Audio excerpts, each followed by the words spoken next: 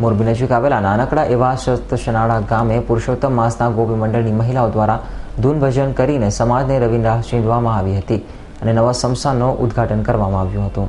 મોરબી નજીક આવેલા સતશનાળા ગામે તાજેતરમાં ગ્રામજનોના સહયોગથી ગામના સ્મશાનમાં રિનોવેશન કરીને નવું બનાવવામાં આવ્યું છે અને નવા બનેલા સ્મશાનમાં ઉદ્ઘાટન માટે નક્કી કરવામાં આવ્યું। ત્યારે તાજેતરમાં પવિત્ર અધિક માસ ચાલી રહ્યો છે ત્યારે ગામના 7 ગોપી મંડળોએ આગેવાનો સમક્ષ પ્રસ્તાવ મૂક્યો હતો અને આ મહિલાઓના ગોપી મંડળે સ્મશાન ખાતે રામધૂન બેસાડવા માટે વિચાર આપ્યો હતો।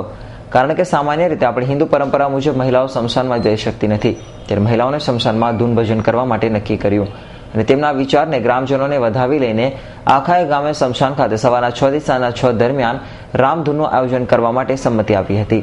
તેમજ વરસાદ પણ ખેંચાયો છે ત્યારે વરુણદેવને રીઝવવા માટે પણ રામધૂન અંગે વિચારણા ચાલતી હતી। ત્યારે ગોપી મંડળના પ્રસ્તાવને કારણે આ અનોખો પ્રસંગ શનાળા ગામમાં ઉજવવામાં આવ્યો છે। હિન્દુ ધર્મમાં મહિલાઓને સ્મશાનમાં જવા દેવામાં આવતી નથી અને મહિલાઓએ સ્મશાન પણ જોયું નથી, ત્યારે ગામની ગોપી મંડળની મહિલાઓએ સ્મશાન જવા માટે અને પવિત્ર સ્થળે જ ધૂન ભજન કરવા માટે નક્કી કર્યું હતું, જેને ગામના આગેવાનોએ સ્વીકારી લઈને અમારી ઈચ્છા પૂરી કરી છે।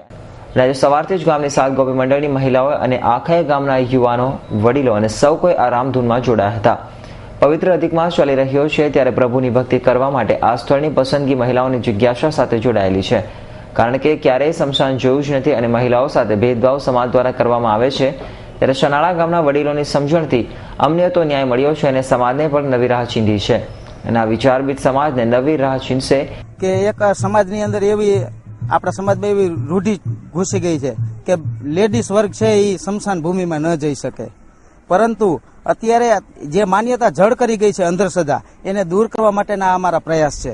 અને આજે અમારા ગામનું આખું ગોપી મંડળ, કારણ કે અત્યારે પરસોત્તમ માસ ચાલે છે, બરોબર, એટલે પરસોત્તમ માસના આધારે બધી ગોપીઓ અત્યારે કૃષ્ણમય બની ગઈ છે, એટલે એ લોકોની પણ એવી ઈચ્છા હતી કે તમે અમને એક વખત સ્મશાનના દર્શન કરાવો, એટલે એના હિસાબથી અમે આયોજન કર્યું છે। અને આખા ગામની ગોપીઓ, અમારા ગામની અંદર 5 થી 6 ગોપી મંડળ છે, એ તમામ ગોપી મંડળના મહિલાઓ અત્યારે આમાં સામેલ છે અને આનંદ કરે છે। સવારના 6 થી અમે આ રામધૂન શરૂ કરેલી છે।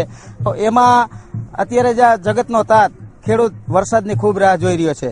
બી બિયારણ અમે ખેતરમાં નાખી દીધા છે, ત્યાર પછી ઉપર વરસાદ થયો જ નથી। આજે 25 દિવસ થવા છતાં પણ વરસાદનું એક ટીપું પડેલ નથી, એટલે ખાસ કરીને ખેડૂતો ચિંતિત છે। એના માટે વરુણ દેવને રીઝવવા માટે અમે આ રામધૂનનું આયોજન કરેલ છે। આ મહિનો છે ને પુરુષોત્તમ માસ છે, એટલે અમારે વરસાદની બહુ તંગી છે અત્યારે, એટલે અમે વરસાદના કારણે અહીંયા અમે રામધૂન બેસાડી છે અને અમારી મહિલાઓને એ પણ એવી ઈચ્છા છે કે ભૂદેવ જલ્દી વરસાદ વરસાવે અને અમે અમારી ભૂમિકાને લીલીછમ કરી અને અમારે વરસાદની જરૂર છે, એટલા માટે અમે અત્યારે ગોપી મંડળે રામધૂન બેસાડી। આમ પવિત્ર અધિક માસ નિમિત્તે મહિલાઓ પ્રભુ ભક્તિ તો દરેક સ્થળે કરે છે, પરંતુ નાનકડા એવા ગામે અનોખી પહેલ કરીને સમાજને નવી રાહ ચીંધી છે। મહિલાઓ સ્મશાને ના જઈ શકે તેવી વર્ષો જૂની માન્યતાને ત્યાગી દેવા માટે પ્રેરણા પૂરી પાડી છે।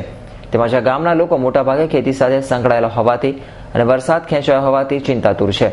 વરુણદેવને રીઝવવા માટે રામધૂન યોજવામાં આવી હતી, જેમાં સમસ્ત શનાળા ગામે નાત જાતના વાડાના બંધનો ત્યજીને એક સાથે આ અનોખી પહેલ કરી હતી।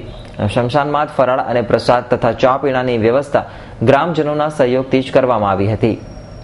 રવિ મોટવાણી, S9 ન્યૂઝ, મોરબી।